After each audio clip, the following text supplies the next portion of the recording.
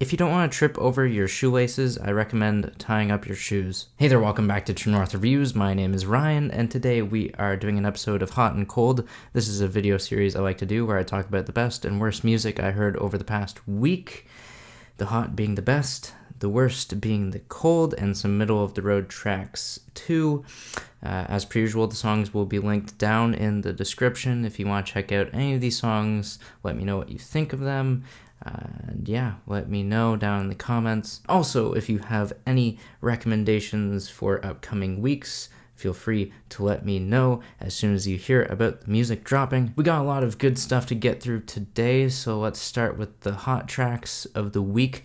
First up, I'm going to be talking about the new Tame Impala single. This one's called It Might Be Time. This is the second single to drop for the upcoming album from Tame Impala, which is going to be called The Slow Rush. This album's due to drop in 2020, so that's next year, and you might recall that we've already gotten two singles from Tame Impala earlier in 2019, Borderline and Patience. Sadly, Patience won't be making the cut for the album, but I'm glad that this new track from Tame Impala, It Might Be Time, it is a stronger track compared to Borderline. It is a poignant kind of song. It looks back onto Kevin Parker's come up in the music industry. He's sad that he's not as cool as he used to be.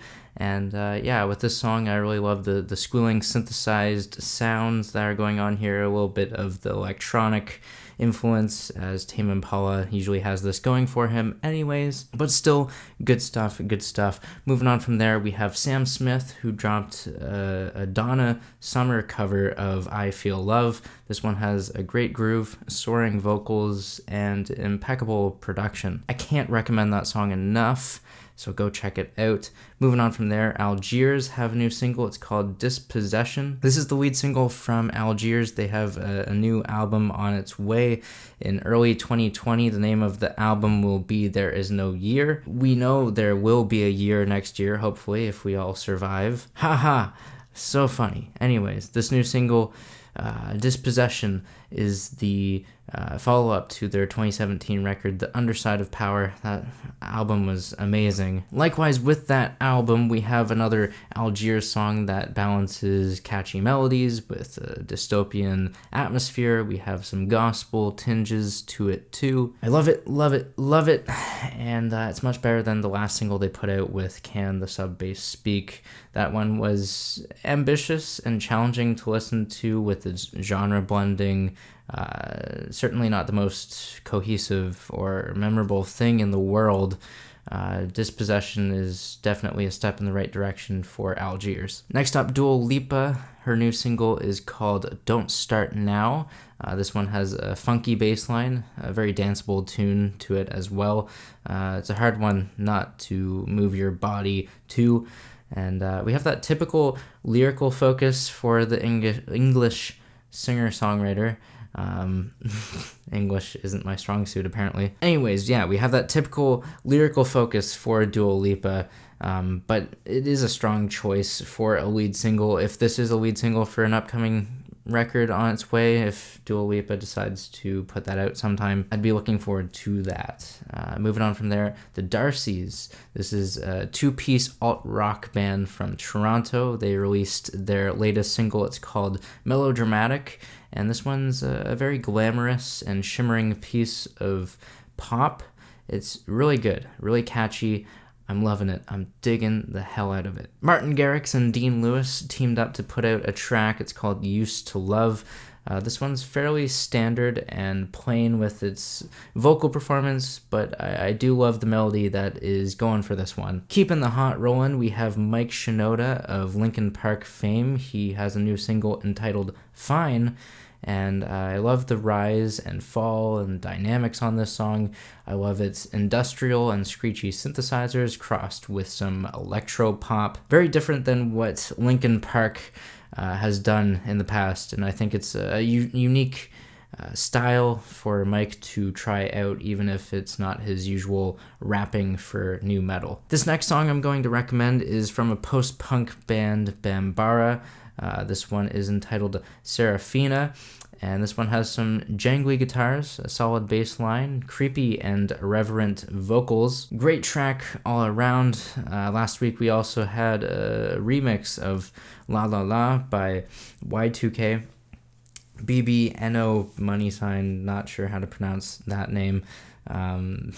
I'm butchering it. Enrique, Iglesias, and Carly Rae Jepsen are also on this song.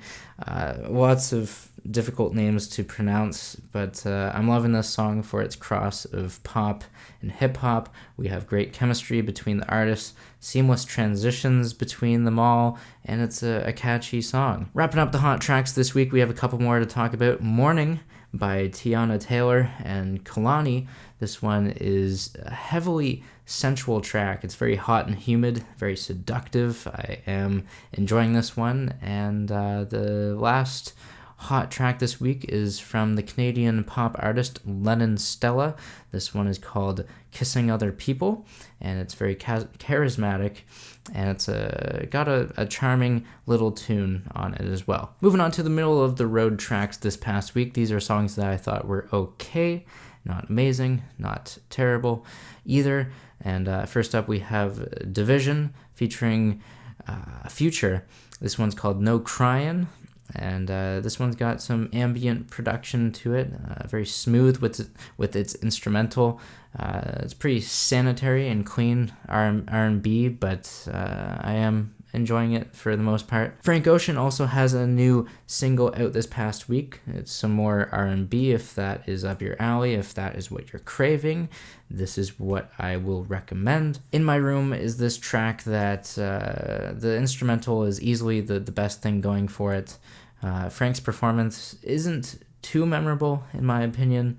The last couple singles from Frank haven't been up to par with what he has been known for in the past. In the last track for middle of the road this week, we have the return of Bon Jovi. Their latest single is called Unbroken. Pretty lackluster with its melody. It's a track that definitely fails to make me move me, I should say, emotionally in any way. It's not making me feel good. It's not making me feel bad.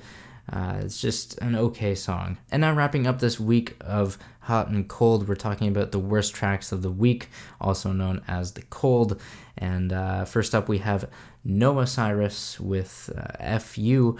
Noah. I don't know why she'd want to tell herself that, but it's a terrible trap instrumental on this one from London on the track. Unnecessary vulgarity from Noah.